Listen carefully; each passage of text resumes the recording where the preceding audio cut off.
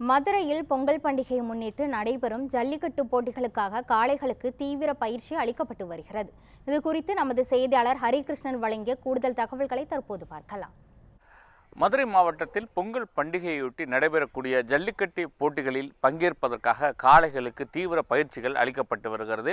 பல்வேறு வகையான பயிற்சிகளை ஒரு மாதத்திற்கு முன்னதாகவே காளை உரிமையாளர்கள் தொடங்கிவிட்டார்கள். இது குறித்து பேசுவதற்காக நம்மிடையே ஜல்லிக்கட்டு காளை உரிமையாளர் மணிரத்னம் நம்மோடு இருக்காங்க. அவர்கிட்ட பேசலாம். இப்போ ஜல்லிக்கட்டுக்கு இன்னும் ஒரு மாதம் இருக்குது. அதுக்காக என்னென்ன மாதிரியெல்லாம் பயிற்சியெல்லாம் அளிச்சிட்டு இருக்கீங்க? இப்போ கரெக்டாக 40 நாள் தான் இருக்குது. அதனால் முதல் இப்போ நீச்சல் போடுறது, மண்ணு குத்து வர்றது, நடை பிடிக்கிறது அப்படி பண்ணிக்கிறோம் சார். இதெல்லாம் எதுக்கு செய்கிறீங்க? எதுக்காக நீச்சல் போடுறது இதெல்லாம் எதுக்காக செய்கிறீங்க? மாடு உடம்பு கொஞ்சம் ஃபிட் ஆகும். வவுறு வச்சுன்னா வவுறு கொஞ்சம் ஃபிட் ஆகும். ரெண்டாவது காலுக்கு நல்லா விரவாக இருக்கும். நடை பிடிக்கிறதுனால இது மண்ணு குத்துனால அந்த கழுத்தில் இருக்க புடிப்பு இந்த உடம்புல மாடுறதுனால நார்மலாகவே கிடக்கும். இப்போ ஜல்லிக்கட்டுனால கொஞ்சம் முறையாக ரெடி பண்ணுறதுக்காக அந்த கழுத்தில் மண்ணு குத்தும்போது அந்த கழுத்தில் இருக்க புடிப்பு எல்லாமே எடுத்துரும் சார். இப்போ இந்த என்னென்ன மாதிரி பண்ணுவீங்க? நடைபயிற்சின்னா எத்தனை நாள் டெய்லி பண்ணுவீங்களா, இல்லை இது பண்ணுவீங்களா? நீச்சல் எத்தனை நாளைக்கு ஒரு தடவை போடுவீங்க? அதே மாதிரி மண்ணு குத்துறது எத்தனை நாளைக்கு ஒரு தடவை? சார் தினைக்குமே நடைக்கு பிடிச்சிடும். காலைல கரெக்டாக ஒரு 5 மணிலேருந்து 6 மணி டு ஒரு 5 கிலோமீட்டர் நடைக்கு போய்ட்டு நடைக்கு வரும் சார். மண்ணு குத்துறது தினைக்கு குத்த விட்டுருவோம். நடைக்கு போகும்போதே மண்ணு குத்த விட்டுருவோம்.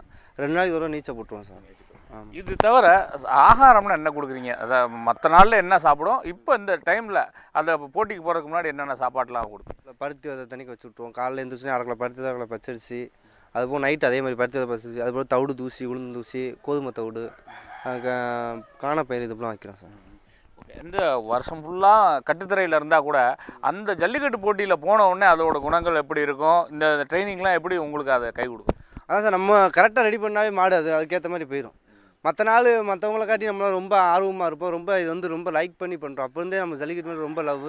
ஏற்கனவே மாடு பிடிப்பேன். அதனால் நம்ம இந்த மாட்டை நம்ம ரெடி பண்ணுறதுல ரொம்ப பட்டாசு மாதிரி மாடு அந்த இடத்துல வெடிக்கிற மாதிரி நாங்கள் ரெடி பண்ணிடுவோம் சார். அந்தளவுக்கு கரெக்டாக இருக்கும்.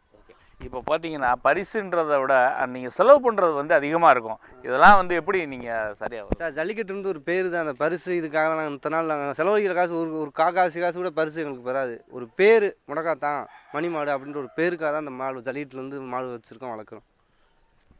ஜல்லிக்கட்டு மீதுள்ள காதலால் ஜல்லிக்கட்டு காளையை தொடர்ந்து வளர்த்து வருவதாகவும் அதற்கு சத்தான ஆகாரங்கள் கொடுத்து ஜல்லிக்கட்டு போட்டிகளில் பங்கேற்ப வைப்பதற்காக தயார்படுத்தி வருவதாகவும் மணிரத்னம் தெரிவித்திருக்கிறார். ஒளிப்பதிவாளர் திருப்பதியுடன் செய்தியாளர் ஹரிகிருஷ்ணன், நியூஸ் 7 தமிழ், மதுரை.